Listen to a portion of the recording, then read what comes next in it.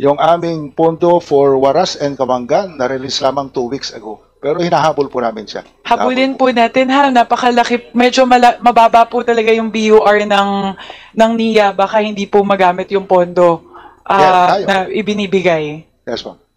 May measures po kami at ang tansya namin kaya namin habulin. Okay, sige po. We'll monitor that po by the end of the year to make sure na nagagamit. And then can you also furnish us similar to what DA did, yung nakakalat po yung fund per region?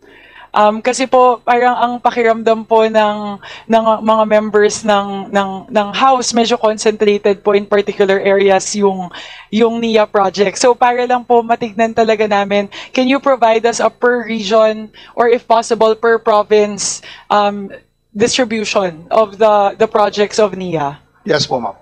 Thank you. Okay, thank you very much. Those are my questions. I will now yield the floor to Vice Chairperson Ronald Singson to facilitate the interpellations from the members. Thank you, Madam Chair. The committee invites questions from the members, particularly on the utilization of the previous budget and the proposed allocation for fiscal year 2026. For the interest of time, I won't go through the formalities anymore. I'd just like to remind our members that they will have 5 minutes to ask questions, and then we follow the tradition of calling on the minority members first, and then the independent, and then the majority. So having said that, may we now recognize Minority Leader Francisco Libanan. Thank you. Thank you, Mr. Chair. Mr. Chair, I would like to manifest, before I proceed with my interpellation, that our long-standing tradition is that the minority first will be asking questions before the majority. That's why we understand the enthusiasm and the questions of the chair of the Appropriations Committee, but tradition is part of the rules of this House. So we shall not deviate from this tradition so that we give a special meaning that we are in a democracy and we give priority to the minority because we are only few here. Thank you, Mr. Chair. And Mr. Chair, I would like to request also that next time that you give us budget briefing, you give us these documents in advance, if possible 3 days before, so that we can go over these documents, and that when you report it here, please be faster so that we will not fall asleep. Mr. Chair, I hear that we need 3.5 trillion in the next 20 years to modernize our agriculture. But for 2026, how much do we need? Huwag tayo sa mahabang 20 years. Next year, ngayong year na darating, 2026, magkano ba ang kailangan natin?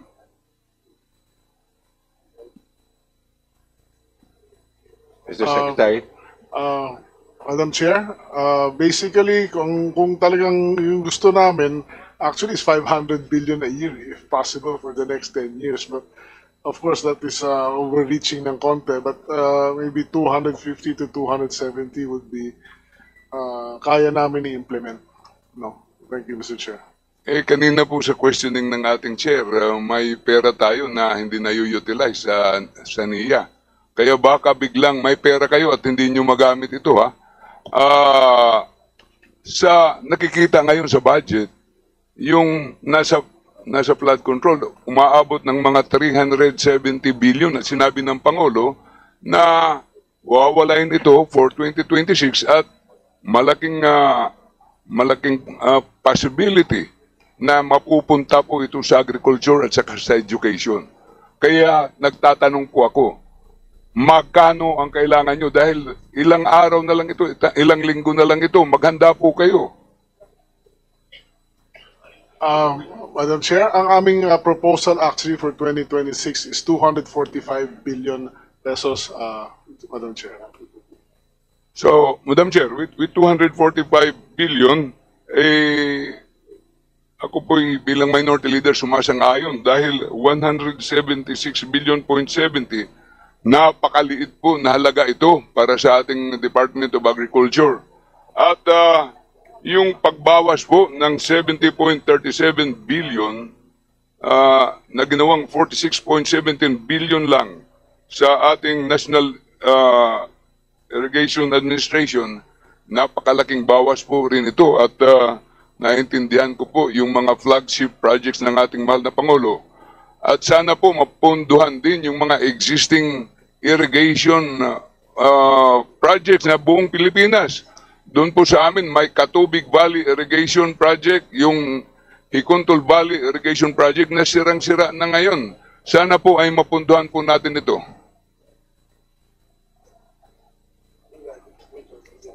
Ni Administrator. Yes, sir. Thank you, Madam Chair. With regards to NIA, ang aming proposal at shovel-ready projects is amounting to 214 billion project, Madam Chair. Salamat po dyan at Madam Chair, inuulit ko po, pag in-increasean po ng majority ang budget ng Department of Agriculture, this representation would interpose no objection. In fact, support it. Susuporta po kami. Ang isang tanong ko rin po ay tungkol sa Republic Act 9367, otherwise known as Biofuels Act, na sinusupervise po ito ng Philippine Coconut Authority. This law was passed in 2006 to blend coconut methyl ester to our diesel fuel, na dapat noong 2007, 2% na po ito ang mixture, at noong 2015, dapat nakaka 5% na po tayo noong 2015. Ito po ay batas at sinusupervise po ng ating Philippine Coconut Authority. Pero naririnig ko po, sinususpend po natin ito na walang amendatory provisions ng batas. Can you explain to us? Kasi pag may mandatory blending po tayo, siyempre, sisigla ang ating mga Philippine coconut farmers. Hindi po natin ito nakikita. Will somebody from the Philippine Coconut Authority answer this? Madam Chair, I would ask PCA Admin Butid to answer.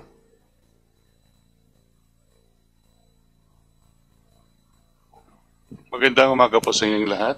There is the National Biofuel Committee, the board. Yan po isa po ang member dito, ang Philippine Coconut Authority. For this year, we're about to implement 4% this October. But unfortunately, because of production, so medyo nagkaroon tayo ng resolution that we will ipagpaliban po natin ng at least second quarter by next year. Ano po yung sinabi natin naging problema? Sapagkat tumaas yung kopra natin ng talagang bumulusok siya at 81 sa dating presyo niya na 30. So we felt that talagang kailangan mag-usap regarding the biofuel.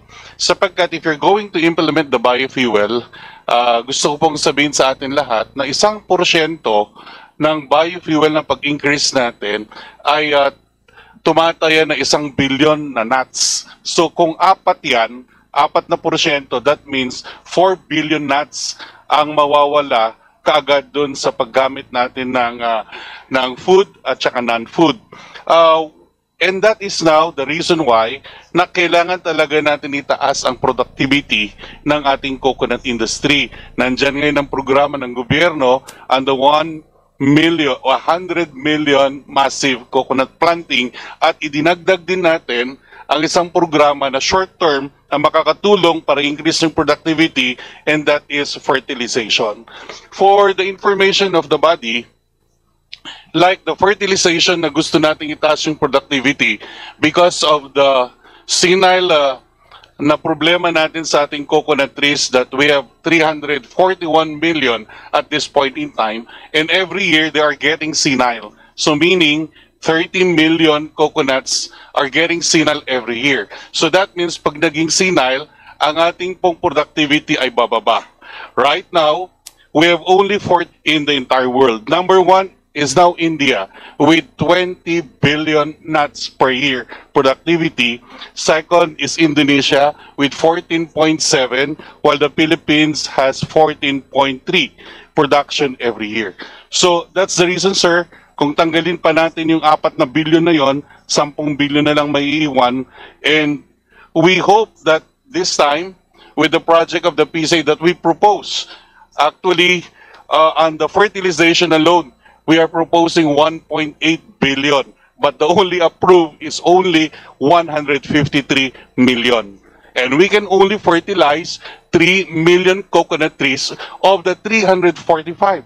And that is only about 1% of the total population. If there will be a fertilization, we can increase at least 25% in our production in the first year of application of the fertilizer. At the second year, we can be able to get at least 50%. So that's the status, sir. Maraming salamat po.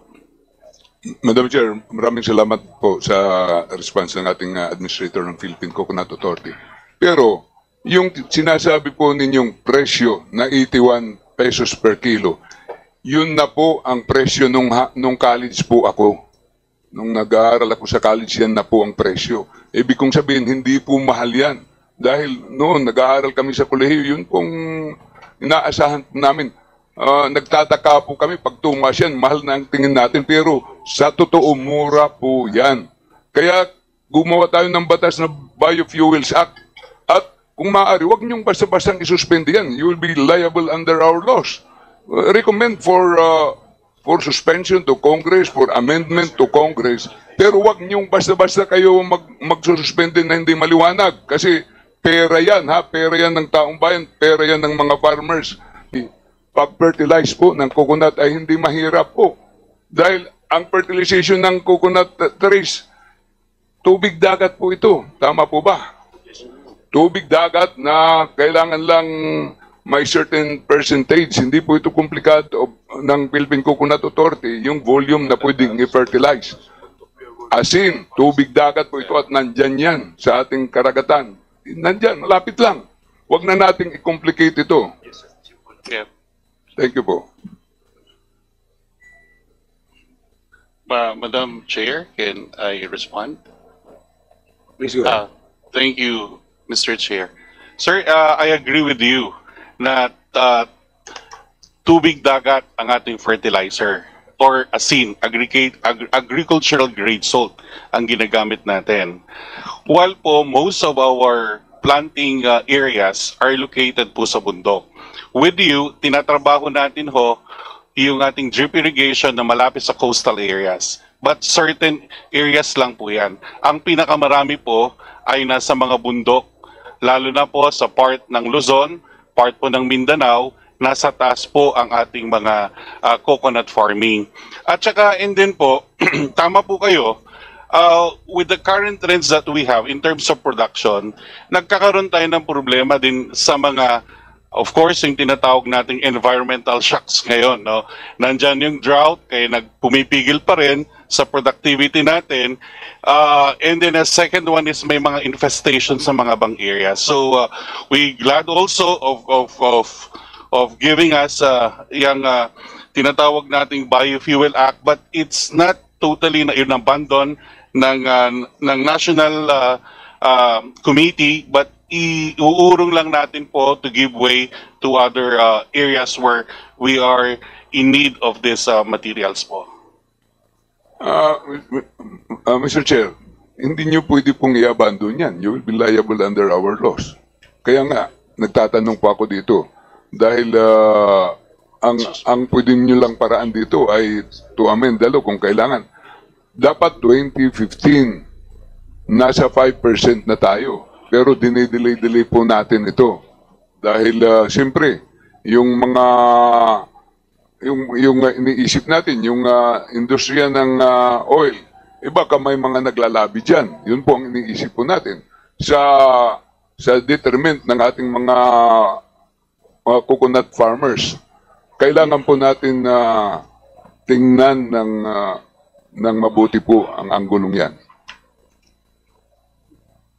Mr. Chair, we will take note of your we will do some action on that, sir. Thank you, Mr. Chair. Ako po'y tapos na po sa aking pagtatanong. At